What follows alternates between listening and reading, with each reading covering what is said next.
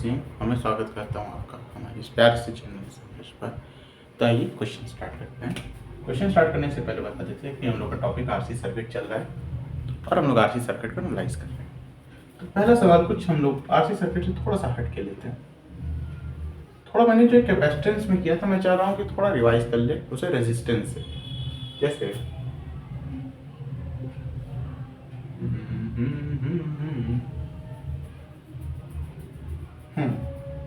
ठीक ये है।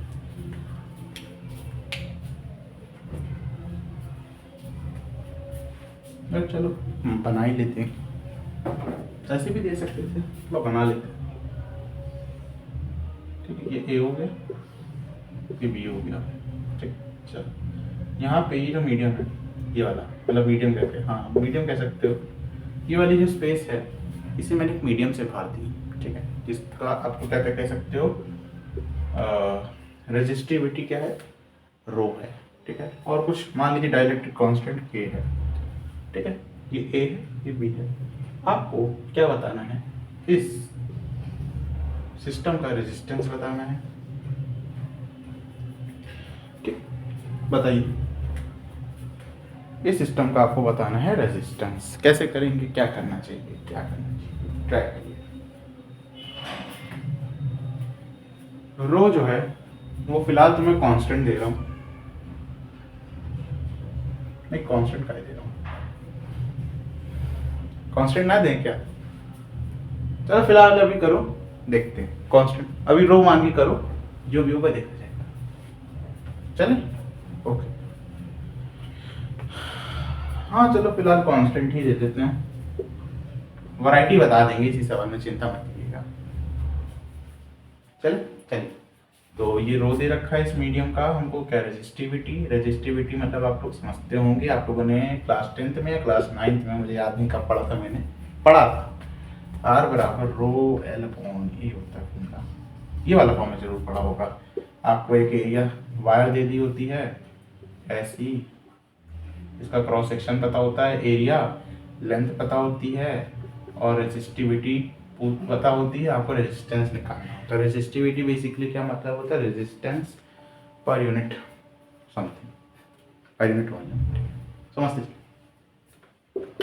ये चीज़ आपको पता है। इसी फॉर्मूले का हम लोग यहाँ भी इस्तेमाल करने वाले हैं, क्योंकि रो एल ए आर रो दे रखा तो दिमाग में कि वाला फॉर्मूला कहीं ना कहीं काम आ जाएगा।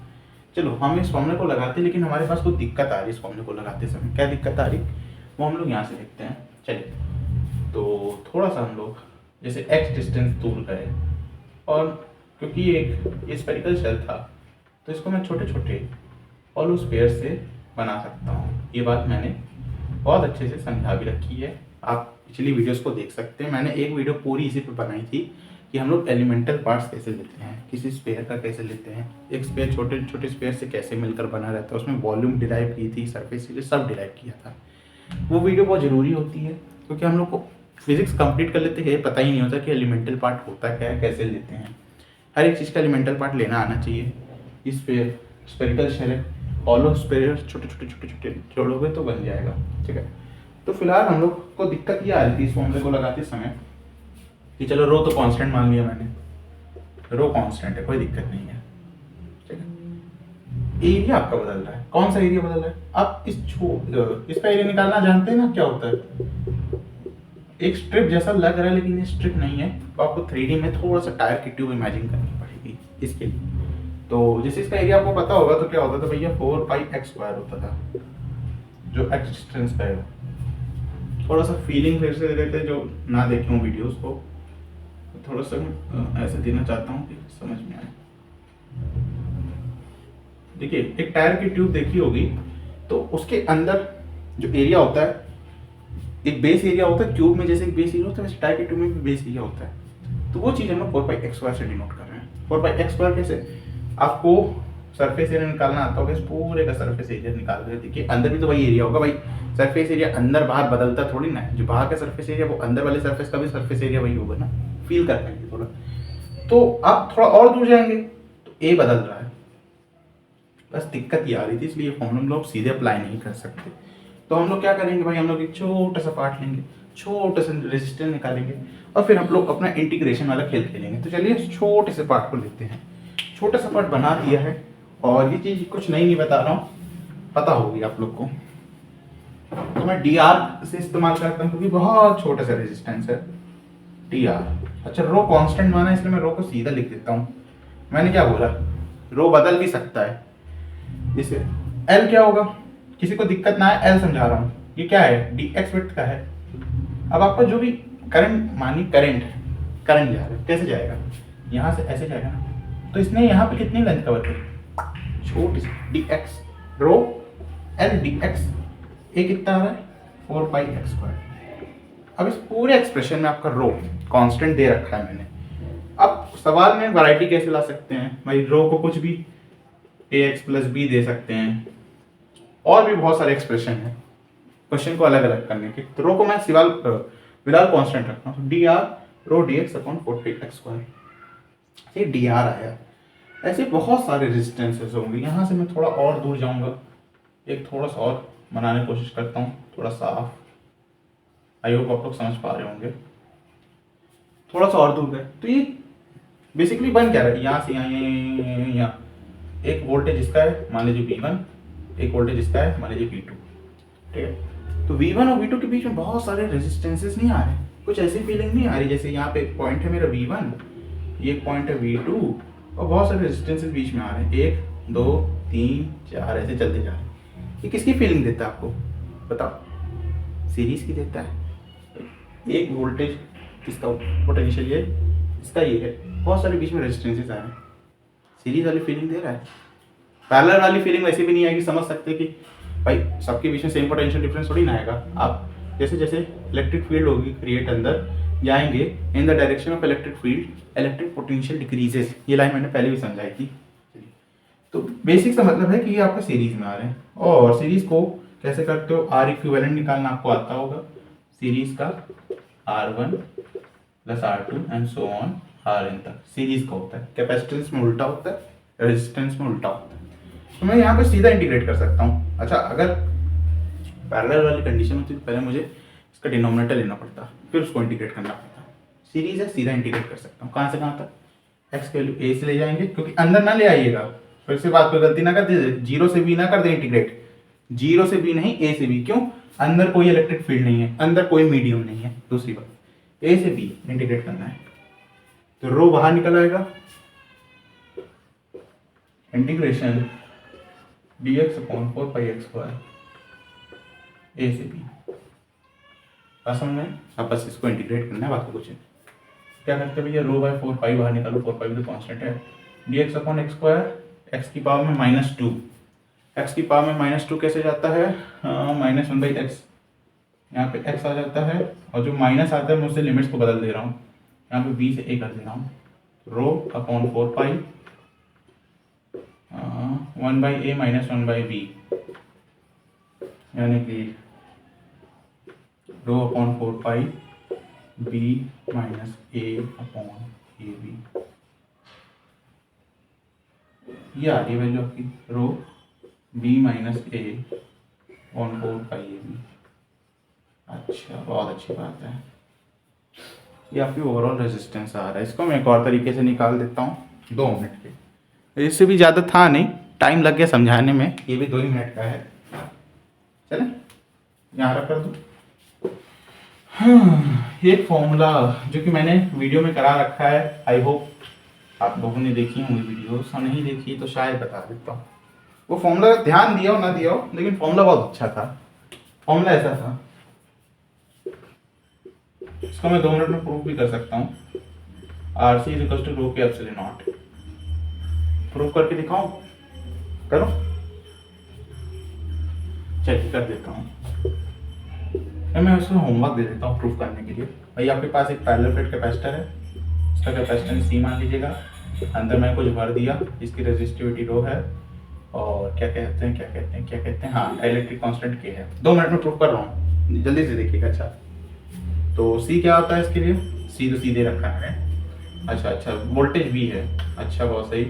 तो R क्या आता है इसके लिए, रो, ये D दे रखा है मैंने, रो D अपॉन A। अच्छा, बहुत अच्छी बात है। आर पता चल गया, रो बी अपॉन ए, बहुत अच्छी बात है। वी क्या होता है बताओ जरा।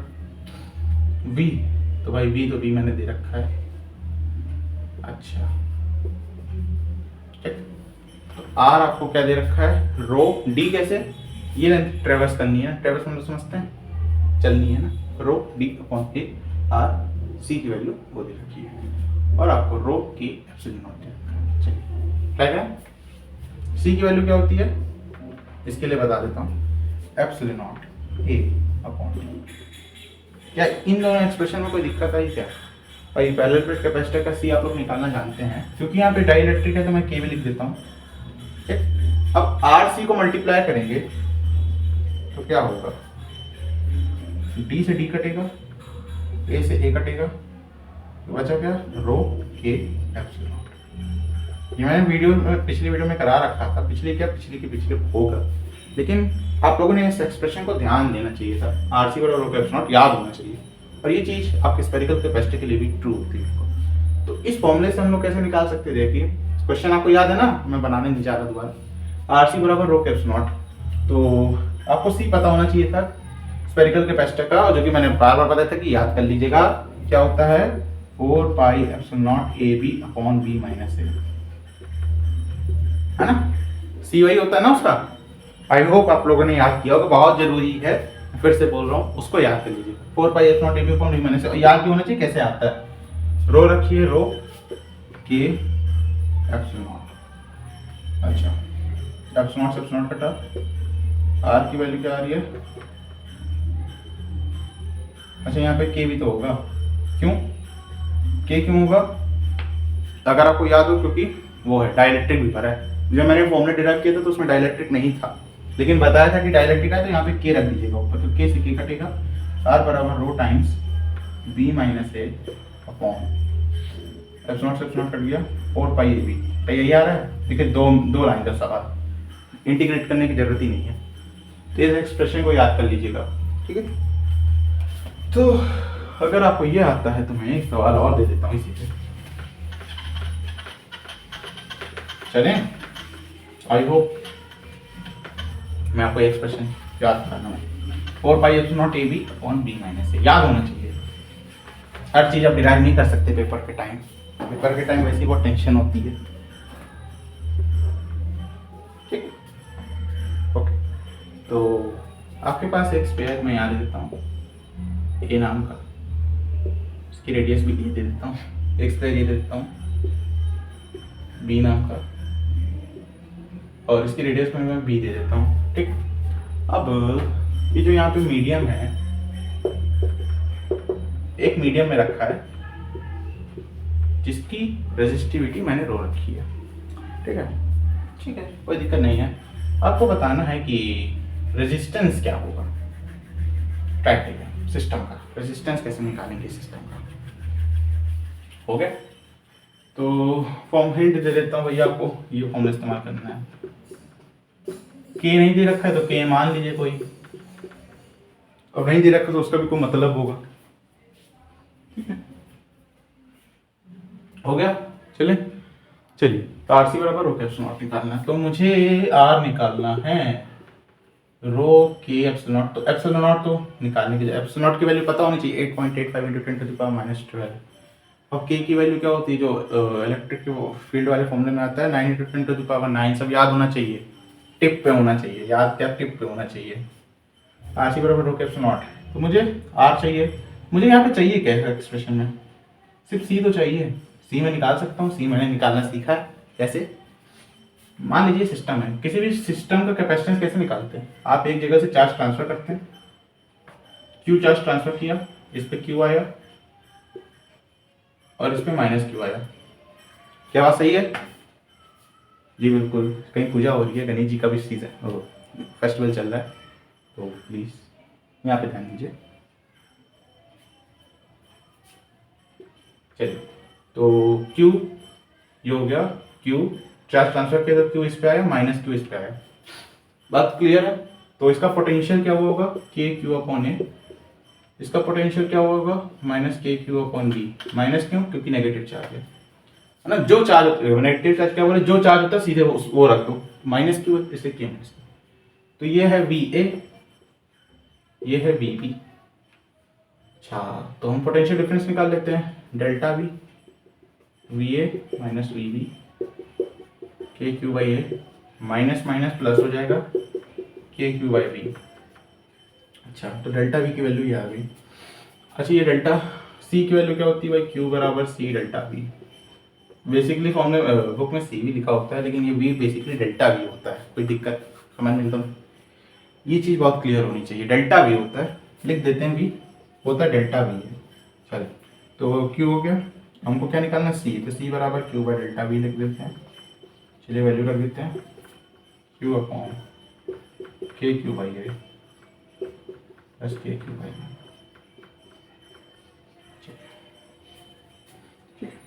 तो क्यू क्यू को काट देते हैं, क्योंकि हमने चांस, देखिए जो चीज़ हम करते हैं ना वो कट जाती है। हमने क्यू चार्ज ट्रांसफर किया, वो चीज़ कट गई। देखिए आंसर में नहीं आनी चाहिए जो चीज़ हम कर रहे हैं अंदर, ये चीज़ तो आपको जानते होंगे। जो चीज़ जो वेरिएबल्स आप क्वेश्चन में दिए होता है, आपको आंसर उन्हीं में देना होता है, अपने से कोई वेरिएबल ना मान लीजिए। हाँ, कभी कभी ऐसा होता है, जैसे आप एरोडो बुक देखेंगे तो हर जगह नहीं मैं कहूँगा कि उसमें मैंने कुछ क्वेश्चन देखे हैं कि जिसमें कुछ चीज़ें क्वेश्चन में नहीं दी होती, जैसे बेसिक चीज़ें होती हैं, लेकिन वो बाद में बता देते कि एच इज हाइट है यार, ये सब चीज़ें की बात कर नहीं कर रहे हैं यहाँ पे। तो 1 अपॉन के बाई ए प्लस के बाई बी, ठीक है, ये बच रहा है ना, बहुत अच्छा है। अब मैं क्या करता हूँ, के को बाहर ले लेता हूँ, यहाँ से क्या बचेगा 1 by A plus 1 by B. अच्छा, के को मैं ऊपर ले लेता हूँ, कैसे 4 pi epsilon not, 1 by 4 pi epsilon not, ये भी वाला के ही है ना, हाँ वही वाला के तो है। इसको मैं ऊपर ले लेता हूँ 4 pi epsilon not, 1 by 4 pi epsilon not, और एक की और लगा दीजिए, क्यों, छोटा वाला की, ये डाइलेक्ट्रिक कांस्टेंट, क्योंकि मीडियम आपने वो रखा है ना डाइलेक्ट्रिक कांस्टेंट वाला। और यहाँ पे क्या आ जाएगा भैया, ए प्लस बी, ए बी ऊपर जाएगा अपॉन ए प्लस बी नीचे आएगा। ये आपका क्या आ रहा है, सी, बिल्कुल सही। 4 by epsilon not K A B upon A plus B. हमको क्या चाहिए, आर सी बराबर रो के एप्सिलॉन नॉट। अब सी भी पता है, लगा दीजिए फॉर्मूले में, 4 pi epsilon not K A B upon A plus B बराबर रो के एप्सिलॉन नॉट। क्या क्या कटा, एप्सिलॉन नॉट से एप्सिलॉन कटा, के से के कटा। देखिए के मैंने माना था तो के कट गया एक्सप्रेशन में। आर की वैल्यू क्या आ रही है, rho a plus b upon 4 pi A b, ठीक, ओके। तो ओवरऑल चीज समझने वाली क्या है कि ये फॉर्मूला बहुत इंपॉर्टेंट है, आरसी बराबर आरसी इज इक्वल टू रो के एप्सिलॉन नॉट। तो आई होप ये 2 क्वेश्चन आप लोगों ने अच्छे से समझे होंगे। आज का बेसिक चीज हमको ये समझाने का था, दो सवाल समझा दिए। तो आप क्वेश्चंस की प्रैक्टिस करते रहिए, खेलते रहिए, हंसते रहिए, पढ़ते रहिए। Thank you.